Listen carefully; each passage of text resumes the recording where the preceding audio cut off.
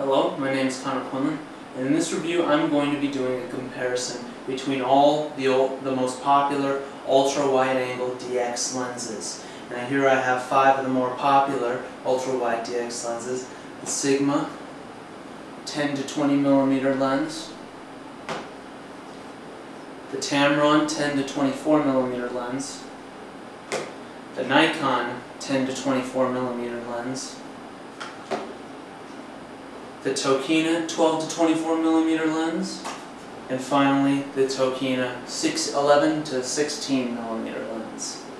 And what I'm going to do in this review is I'm going to go through each one of these, starting with the Sigma, and talk about the qualities of those lenses, and then at the end I'm going to recommend what I consider the best lenses.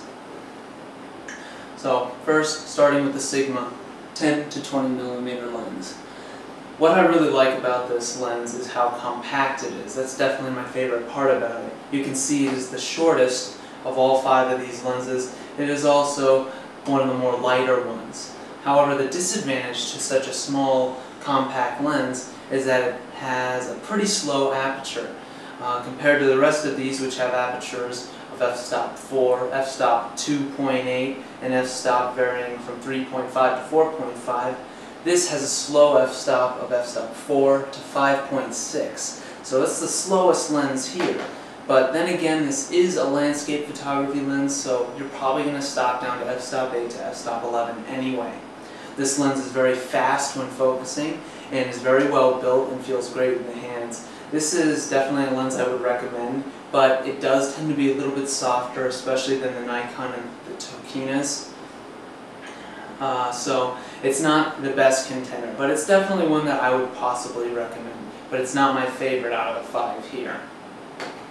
But it's definitely good if you want a budget lens that gets really wide, up to 10 millimeter, and you want a lens that's nice and compact.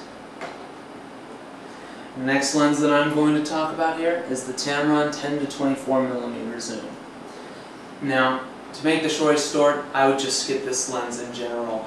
This lens is probably the cheapest one here, but it is also the worst made and the worst performer out of the rest of them. That's not to say that it's completely horrible. It's a decent lens, but this lens is not really usable at the maximum apertures.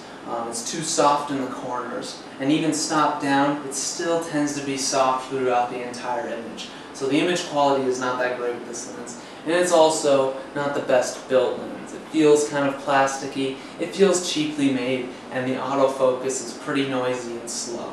So if I were you, and if I were you, I would just skip this lens overall. Next one I'm going to talk about is the Nikon 10 to 24 millimeter lens. Now this is probably the sharpest lens out of all these 5 lenses here, and that is because simply it is a Nikon. It's the most expensive one, and it's also the sharpest one. Although it's not sharp by far, the Tokinas especially come very close to being almost as sharp as this lens. The only time this lens is really sharper is at the largest f-stops, at f-stop 3.5 and 4.5, whereas these tend to be a little bit softer in the corners, although not that far off at all. One thing that I actually don't like about this lens is the build quality. Build quality is not nearly as nice as the previous Nikon 12 to 24 millimeter zoom lens, which is really a shame. Instead of having internal zoom, it does external zoom now. And the focusing rings and the manual focusing rings just feel pretty plasticky and cheap. Although this lens does feel very solid, and it probably will not break apart easily, and it can probably take whatever nature throws at it in terms of landscape photography and outdoor photography. The next lens I'm going to talk about is the 12 to 24 millimeter lens. Now this is probably one of the best lenses that we have here. Like I said before, it performs nearly as well as the 10 to 24 millimeter Nikon zoom, yet the build quality of this lens is actually quite a bit better. And it also has a constant f-stop of f-stop 4, which makes it much more professional in my eyes. The focus rings are very smooth, it is very solid build, and I can guarantee that if you were to take this out for a landscape photographer and as an outdoor photographer, it could pretty much take whatever nature dishes out on it. The only thing that I sort of don't like about this lens is how close the zoom ring is to the camera. It can be a little uncomfortable, but that's mainly personal preference, not that big a deal. And also the fact that you have to pull that down in order to get into manual focus, and then push it back up to get into autofocus. It's just a little bit hard to do. It kind of clinks in place, so it's not a very smooth transaction. Whereas with the Nikon lens, you can autofocus and manual focus at the same time. You can also do that with the Sigma as well, which is really nice. But all in all, the Tokina 12 to 24 millimeter is probably the best landscape lens that I have here, and the one that I would recommend most. Lastly is the Tokina 11 to 16 millimeter f-stop 2.8 lens. Now, all the lenses that I just talked about before are mainly all for landscape photography.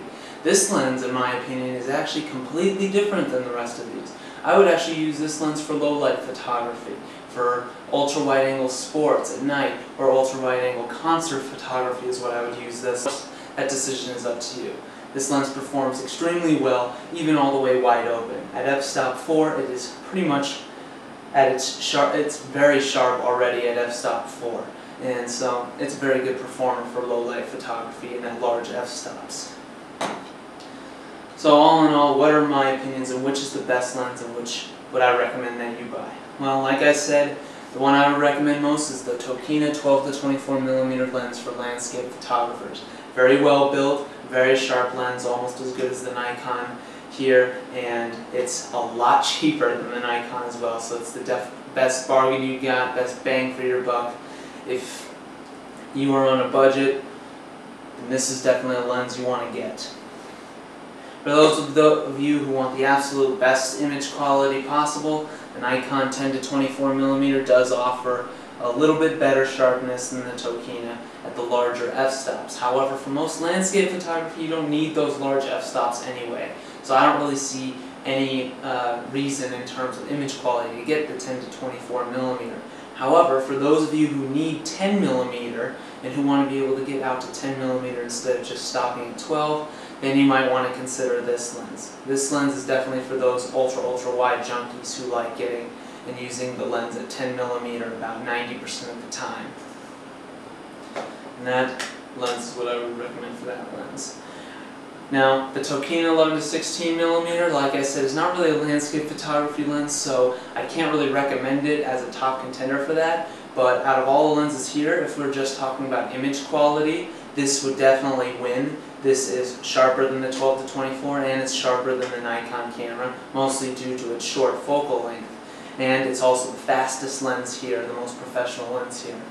But once again, like I said, I wouldn't get this for landscape photography. This is mainly for low light. I would use it for low light photography. But this lens is definitely an amazing lens, very sharp, great performer. So there you have it.